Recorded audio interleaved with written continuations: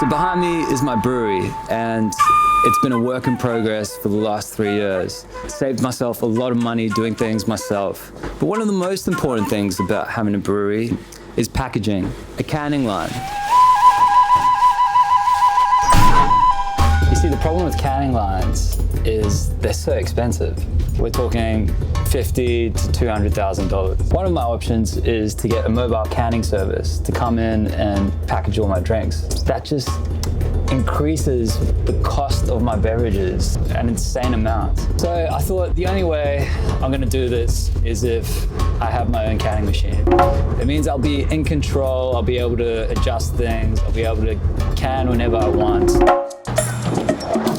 So I started to break it down. What is a canning machine essentially? And it's a very simple machine. It's just a bunch of solenoids controlled by like timers and sensors. So I thought, why not try build one? All right, so hear me out. This is my design for my 3 filling head canning machine. So the control panel will house all the electronics. It will send all the signals from there to the solenoids. And I've got 3 filling heads. This is where the cans will be purged from CO2 and filled. Around the back of the machine, I've got 3 solenoids that will open and close for filling. And I've got an additional solenoid for the CO2, which will help purge the cans of oxygen before they're filled. So let's get to work. I didn't know much about electronics and electrical engineering. I got a degree in civil engineering. But engineering is this wonderful world where every discipline is kind of similar at its core. And those 2 things are basic engineering principles and problem solving. I saw it as a challenge, an opportunity. Okay, so over here is the linear actuator and the time delay for that. So once that goes off, it runs through a time delay to wait for the linear actuator, and then it has a time limit so that the cans are purged for only 5 seconds. We have the filling circuitry here. So these are liquid level controllers. So we kick off with the time delay to wait for the linear actuator, and then it kicks through. My desk looked like an absolute mad scientist lab, but I was making progress, and the confidence started building. It came the day to test it, and I turned it on, and it started purging, and then filling. And I waited there in silence.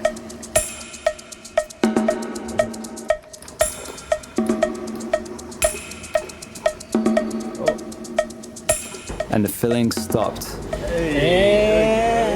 And I did it.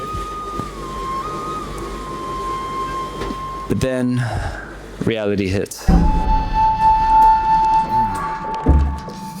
So you see, the problem with the machine I built is it's an atmospheric filling machine.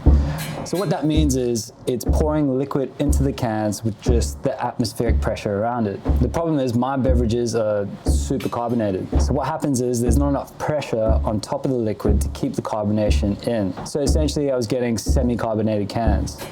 What I do need is a counter pressure machine. See, a counter pressure machine pressurizes the cans first and then pours, keeping a constant pressure on top of the liquid, which keeps that carbonation in. And so I did a bunch of research and I bought this bad boy. I didn't have a huge budget, so I bought this desktop counter pressure machine. And it was slow. I could only do about 2.5 cans per minute. It was taking me 2 days to can an entire tank. I slogged away on this machine, but it got me going and it got the product out there, and I slowly started building a customer base. I came to the realization that if I want to scale this business, I need something faster, more robust, something that's going to empower this business. And so I did a lot of research and I found this company, and they've been around for a while, and they had this counter pressure machine advertised for 5 to 12 cans per minute. All right, JP, let me stop you there. So what I mean by cans per minute is how fast the can machine is. The higher the cans per minute, the faster the machine. And I'm aiming for about 8 to 12 cans per minute. Thought that's perfect. I scraped together all the money I had and I ordered one. I was so excited. and it arrived.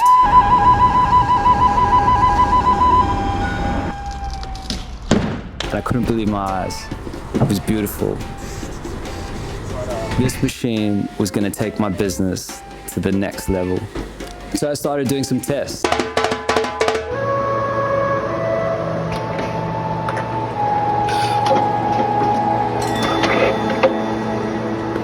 And straight away, I noticed a few issues. There was software problems, and the machine was just spilling out CO2 for no reason. I did some investigating and I realized that the solenoid had been put on the wrong way around. And that's when the company told me I was the first person to ever own this model of machine. I was essentially the guinea pig. So I was determined to make this work. I really wanted to get this machine humming, and I waited a long time. I spent a lot of money. I just needed it to work. So I spent about 3 months with their engineers trying to update firmware, troubleshoot hardware, and I couldn't get the machine past 5 cans per minute. Whenever I tried to push it, I was getting underfills. Just want to show you how inconsistent filling is, just based on weights. That's underfill, like way low,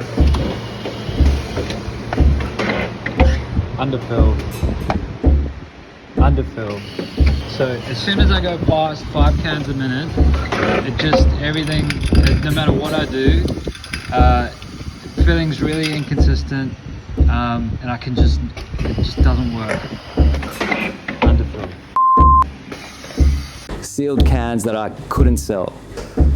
But it got to the point where there was nothing I could do to get this machine up to 8 to 12 cans per minute. And I folded in and I sent the machine back. The brewery felt like a desert.